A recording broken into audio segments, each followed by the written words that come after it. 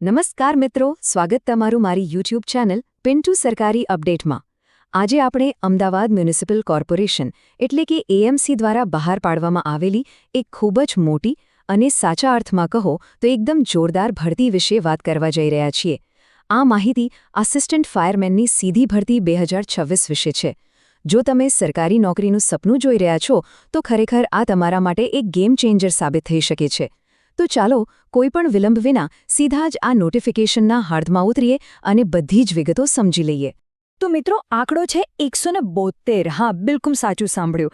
એએમસીએ assistant fireman માટે સીધી ભરતીની કુલ 172 ખાલી જગ્યાઓ જાહેર કરી છે। પણ અરે હા, અહીં ખાસ ધ્યાન આપવા જેવી બાબત એ છે કે આ જગ્યાઓ માત્ર ને માત્ર પુરુષ ઉમેદવારો માટે જ છે। અને પગારની વાત કરું તો આ નોકરી તમને એક ખૂબ જ મજબૂત શરૂઆત આપે છે। સિલેક્ટ થનાર ઉમેદવારોને પહેલા 3 વર્ષ માટે ₹26,000નો ફિક્સ્ડ માસિક પગાર મળશે। એટલે કે કારકિર્દીની શરૂઆત કરવા માટે આ એક શાનદાર તક છે, ખરું ને? હવે આજના આપણા આ વિશ્લેષણનો રોડમેપ ફટાફટ જોઈ લઈએ। આપણે 4 મુખ્ય બાબતો કવર કરીશું। પહેલું, પ્રાથમિક લાયકાત શું છે? બીજું, શારીરિક કસોટીઓ કઈ આપવી પડશે? ત્રીજું, શૈક્ષણિક લાયકાત કેવી રીતે માર્ક્સ અપાવશે? અને છેલ્લે, ઓનલાઈન અરજી કેવી રીતે કરવાની છે? તો ચાલો શરૂઆત કરીએ આપણા પહેલા તબક્કાથી, પ્રાથમિક લાયકાત। હવે જુઓ, સૌથી પહેલી શરત ઉંમરની છે। ઉમેદવારની ઉંમર ઓછામાં ઓછી 18 વર્ષ અને વધુમાં વધુ 32 વર્ષ હોવી જોઈએ। ત્યાર પછી તમારી ઊંચાઈ 165 સેન્ટીમીટર કે તેથી વધુ અને વજન 50 કિલોગ્રામથી વધુ હોવું જરૂરી છે। પણ અહીં સૌથી મહત્વનો અને અટપટો મુદ્દો છાતીના માપનો છે। સામાન્ય રીતે છાતી 36 સેન્ટીમીટર હોવી જોઈએ અને ફૂલાવીને 81 સેન્ટીમીટર થવી જોઈએ। એટલે કે સાદી ભાષામાં કહું તો તમારામાં 5 સેન્ટીમીટર છાતી ફૂલાવવાની ક્ષમતા હોવી એકદમ ફરજિયાત છે। હવે આગળ વધીએ આપણા બીજા તબક્કા તરફ, શારીરિક ક્ષમતા કસોટી। આ ખરેખર કસોટી જ છે। તો મિત્રો, આ જાણે કોઈ વિડિયો ગેમના લેવલ પાર કરવા જેવું છે। કુલ 4 શારીરિક કસોટીઓ છે અને દરેક માટે મહત્તમ 100 માર્ક્સ છે, એટલે કે કુલ 400 માર્ક્સ। નિયમ બહુ સ્પષ્ટ અને કડક છે। તમારે દરેક ઇવેન્ટમાં ઓછામાં ઓછા લઘુત્તમ ધોરણો પાર કરીને 10-10 માર્ક્સ તો મેળવવા જ પડશે। જો કોઈ એકમાં પણ ફેલ ગયા તો ગેમ ઓવર। અને હા, પાસ થવા માટે ચારેય કસોટીઓના કુલ 400માંથી ઓછામાં ઓછા 160 માર્ક્સ તો ભેગા કરવા જ પડશે। જો તમારે કોમ્પિટિશનને પાછળ છોડવી જ હોય તો તમારે તમારો સ્કોર મેક્સિમાઇઝ કરવો પડશે। વિચારો કે 800 મીટરની દોડ જો તમે 150 સેકન્ડથી ઓછા સમયમાં પૂરી કરી લો છો તો તમને પૂરા 100 માર્ક્સ મળશે। એવી જ રીતે સ્વિમિંગમાં જો 165 સેકન્ડથી ઓછો સમય લીધો તો સીધા 100 માર્ક્સ તમારા ખાતામાં।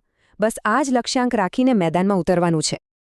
ચાલો હવે વાત કરીએ તબક્કા 3ની, શૈક્ષણિક લાયકાત। આ તમારું મેરિટ બનાવવાનું સૌથી મોટું હથિયાર છે। અહીં સમજો કે માર્ક્સનું ગણિત કેવી રીતે કામ કરે છે। તમારો બેઝ સ્કોર 10મા ધોરણ એટલે કે એસએસસીની ટકાવારીથી શરૂ થશે। એના પર બોનસ માર્ક્સનો વરસાદ થશે। જો 12મું પાસ હશો તો વધારાના 25 માર્ક્સ। જો એન્જિનિયરિંગમાં ડિગ્રી કે ડિપ્લોમા કર્યું હશે તો 40થી 50 માર્ક્સ પ્લસ થશે। અને આટલું જ નહીં, જો તમારી પાસે સીસીસી કે એનસીસીનું સર્ટિફિકેટ હોય તો તે પણ તમને 10થી લઈને 25 માર્ક સુધીનો ધરખમ ફાયદો કરાવી શકે છે। એક એક માર્ક અહીં કિંમતી છે। અને જો તમે ફાયર ફાઇટિંગ ક્ષેત્રે ખાસ અભ્યાસ કર્યો હોય તો તમારો સીધો જેકપોટ લાગી જશે।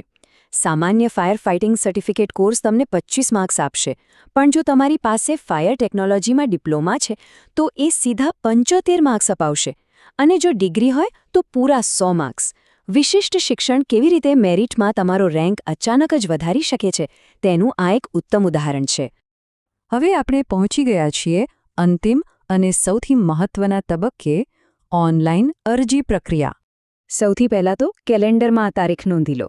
સત્તાવાર નોટિસ મુજબ અરજી કરવાની છેલ્લી તારીખ 14 મે 2026 છે, રાતના 11:59 સુધી। આના પછી 1 સેકન્ડનું પણ એક્સટેન્શન નહીં મળે, તેથી છેલ્લી ઘડીની એટલે કે લાસ્ટ મિનિટ રશની રાહ જોવી બિલકુલ હિતાવહ નથી। આજે જ ફોર્મ ભરી દેજો। તો ફોર્મ ભરવા માટે સૌથી પહેલાં તમારે અમદાવાદ મ્યુનિસિપલ કોર્પોરેશનની ઓફિશિયલ વેબસાઇટ ahmedabadcity.gov.in પર જવાનું રહેશે। ત્યાં હોમ પેજ પર જ તમને રિક્રુટમેન્ટ એન્ડ રિઝલ્ટ્સ નામની એક લિંક જોવા મળશે। બસ એના પર ક્લિક કરી દેવાનું છે। જેવું તમે રિક્રુટમેન્ટ એન્ડ રિઝલ્ટ્સ પર ક્લિક કરશો એટલે અત્યારે ચાલી રહેલી તમામ ભરતીઓનું આખું લિસ્ટ તમારી સામે ખુલી જશે. તમારે તેમાં શાંતિથી અસિસ્ટન્ટ ફાયરમેનની જાહેરાત શોધવાની છે અને તેની સામે જે ભૂરા રંગનું એપ્લાય બટન દેખાય તેના પર ક્લિક કરવાનું છે. અહીંથી તમારી ઓનલાઈન અરજીની શરૂઆત થશે. હવે ફોર્મ ખુલી ગયા પછી અત્યંત સાવધાની રાખવાની જરૂર છે. તમારું નામ, આધાર કાર્ડ નંબર, જન્મ તારીખ અને જાતિની વિગતો આ બધું જ બિલકુલ ભૂલ વગર તમારા ડોક્યુમેન્ટ્સ પ્રમાણે જ એન્ટર કરવાનું છે. યાદ રાખજો, અહીં કરેલી એક નાનકડી સ્પેલિંગ મિસ્ટેક પણ તમને ભરતી પ્રક્રિયામાંથી સીધા બહાર કરી શકે છે. આગળ જતા એક સેક્શન આવશે જ્યાં તમારે તમારા બોનસ માર્ક્સના બધા સર્ટિફિકેટ્સ દર્શાવવાના રહેશે. અહીં તમને એક એડ બટન દેખાશે. આ બટનનો પૂરેપૂરો ઉપયોગ કરજો મિત્રો. એક પછી એક તમારી પાસે જેટલી પણ વધારાની લાયકાત છે એ બધી જ વિગતો આમાં એડ કરતા જજો. એક પણ માર્ક છૂટવો ન જોઈએ. ડોક્યુમેન્ટ અપલોડ કરવામાં એએમસીના નિયમો બહુ કડક છે, એટલે બરાબર સાંભળજો. તમારો પાસપોર્ટ સાઇઝનો ફોટો અને સિગ્નેચર માત્ર ને માત્ર જેપીજી કે પીએનજી ફોર્મેટમાં જ અપલોડ કરવાના છે. અને જો કોઈ અનુભવ કે જાતિનું પ્રમાણપત્ર હોય તો એ અલગ નહીં, પણ તેને એક સિંગલ પીડીએફ ફાઇલમાં ભેગા કરીને કમ્બાઈન અપલોડ કરવાનો રહેશે. ફોર્મ સબમિટ થઈ ગયું એટલે કામ પૂરું નથી થઈ જતું. સબમિટ કર્યા પછી તમારા રજિસ્ટર્ડ મોબાઈલ પર એક એસએમએસ આવશે જેમાં તમારો એપ્લિકેશન આઈડી હશે. આ આઈડીનો ઉપયોગ કરીને તમારે 18 મે 2026 પહેલાં ઓનલાઈન ફી સબમિટ કરવી ફરજિયાત છે. જો ફી નહીં ભરો તો તમારી અરજી રદ જ ગણાશે. અને છેલ્લે કોણે કેટલી ફી ભરવાની છે એની મૂંઝવણ પણ ક્લિયર કરી લઈએ. બિન અનામત એટલે કે જનરલ કેટેગરીના ઉમેદવારો માટે ઓનલાઈન ફી ₹500 નક્કી કરવામાં આવી છે, જ્યારે એસસી, એસટી, એસસીબીસી અને ઈડબ્લ્યુએસ જેવા અનામત વર્ગના ઉમેદવારો માટે આ ફી અડધી એટલે કે ₹250 છે. અહીં એ નોંધવું ખાસ જરૂરી છે કે દિવ્યાંગ ઉમેદવારો માટે આ ભરતીમાં 24 જગ્યાઓ અનામત છે અને તેમના માટે સંપૂર્ણ ફી માફી રાખવામાં આવી છે, એટલે કે તેમને અરજી કરવા માટે કોઈ જ ફી ભરવાની નથી. મિત્રો, દરરોજની સરકારી અપડેટ્સ સૌથી પહેલા મેળવવા અમારું ટેલિગ્રામ ગ્રુપ જોઈન કરો. લિંક ડિસ્ક્રિપ્શનમાં છે. હમણાં જ જોઈન કરી લો. જોઈન. તો મિત્રો, આ હતી સંપૂર્ણ માહિતી. જો તમને આ માહિતી ઉપયોગી લાગી હોય તો થમ્સ અપ વિડીયો લાઇક કરો, અમારા મિત્રો સાથે શેર કરો. બેલ આઇકનને સબસ્ક્રાઇબ કરવાનું ભૂલશો નહીં. મળીએ ફરી એક નવી સરકારી ભરતી સાથે. જય હિન્દ, જય ગુજરાત.